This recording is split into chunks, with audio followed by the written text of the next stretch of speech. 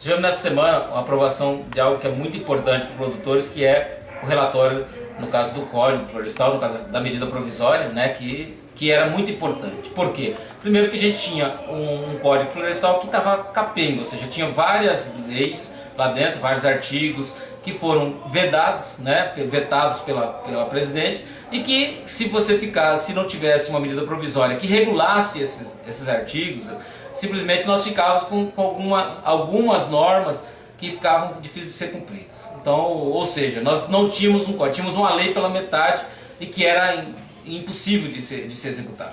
Então nós temos ontem inclusive, né, nós tivemos uma vitória muito importante nessa semana, ou seja, que foi essa aprovação. Ou seja, houve um consenso, né, no Congresso, houve um acordo que fez com que nós tivéssemos um avanço.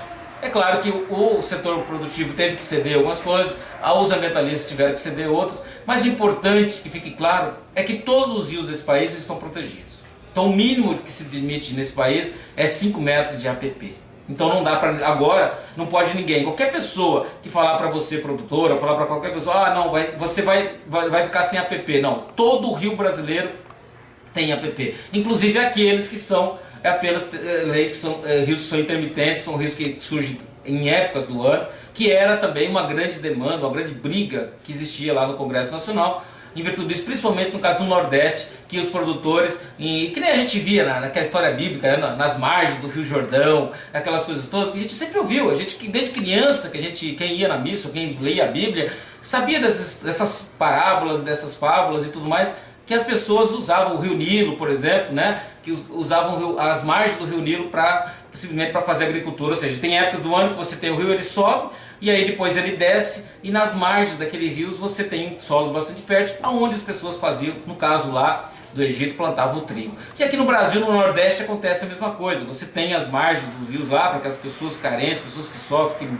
passam fome realmente nesse país, estão lá, elas usam muito as margens desses rios para fazer a sua agricultura. Infelizmente, agora vão ter dificuldade, pelo menos 5 metros da margem desses rios não vão poder fazer. Mas é importante que hoje o Brasil pode se dar o luxo de não precisar desses artifícios. Nós temos que fazer políticas adequadas de irrigação, para que essas pessoas que estão utilizando as margens do rio para plantar, no caso do Nordeste, que elas possam ter uma agricultura irrigada, e já tem tecnologia, mesmo em solos mais áridos, como é o caso que a gente tem em vários países do mundo. Então, foi, eu acho, um grande avanço. Não houve derrotados com relação ao código, mas é muito importante deixar bem claro que ficou remetido, o grande avanço foi a descentralização das decisões, principalmente pertinentes àquilo que é consolidado, ou seja, o PRA. Vou pegar aqui um exemplo. Aqui no Rio Grande do Sul você tem lá, por exemplo, produtor de maçã, produtor de frutas, de uma maneira geral, de uva, que muitas vezes eles estavam num APP. Então agora, ele, dependendo do tamanho, até 4 módulos, mas mesmo até 4 módulos, ele vai ter que recuar e vai ter que sair dessa APP. Agora, um rio, por exemplo, até 10 metros, para quem tem 4 módulos, vamos supor aqui, você tem um módulo fiscal de alguma região do Rio Grande do Sul que seja 100 hectares, então o produtor tem regiões que é 20 hectares, tem regiões que é 10 hectares, o módulo tem regiões que é 30, tem regiões que é 40, 50 e até 100, e assim por diante. Vamos supor num produtor que seja numa região que o módulo seja 100 hectares. O que vai acontecer? O produtor até 400 hectares, se tem um rio na sua propriedade de 10 metros, ele vai ter que respeitar 5 metros. Agora, vai ter uma discussão estadual, que é o PRA, que é o Plano de Recuperação Ambiental, que vai vir dentro de cada estado e discutir se vai ficar só os 5 metros mesmo, ou se vai ampliar para 10, para 20, para 30, para 100, para 200, para 1 quilômetro. Tá certo? Então, o que acontece? Não acaba aqui a discussão.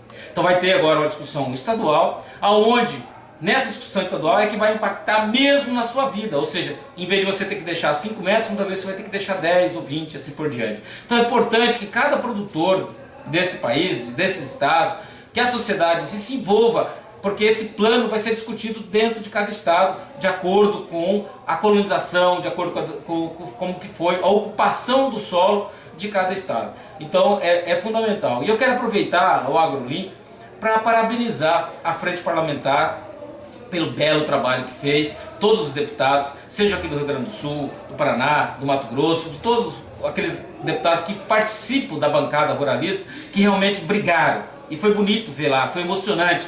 A gente vê aqueles deputados brigando, batendo na mesa, defendendo, ou seja, o interesse nacional, contra aqueles que realmente não defendem o interesse nacional. Quero parabenizar também a CNA, que teve a sua contribuição, assim como a Frente Parlamentar, nesse processo, e como todas as entidades, como é o caso da ProSoja, certo? Como das cooperativas. Isso foi importante, mostrou que a organização de classes, que nós vamos conseguir sim avançar em temas importantes. E temos mais temas para discutir, como nós estamos vendo agora, a questão fundiária, questão indígena, questão de quilombolas, e tantas outras leis, lei de proteção de cultivares, royalties, e tudo mais que nós temos que defender e temos que discutir, porque só assim que o Brasil vai ser grande, é com a sociedade organizada. Senão, simplesmente você, produtor, vai colher aquilo que você não plantou, porque se você não plantar, alguém vai plantar uma lei que vai influenciar na sua vida, e aí você vai colher um fruto amargo. Então se organize, aproveite, tá certo? A nossa contribuição política é realmente nós mostrarmos a cara, apoiarmos pessoas comprometidas com o setor. E é fundamental que você, produtor, que você realmente busque o seu representante e apoie, mostre sua cara, para que a gente possa ter realmente leis que sejam de interesse da produção, interesse do Brasil. Tá bom? Grande abraço, obrigado.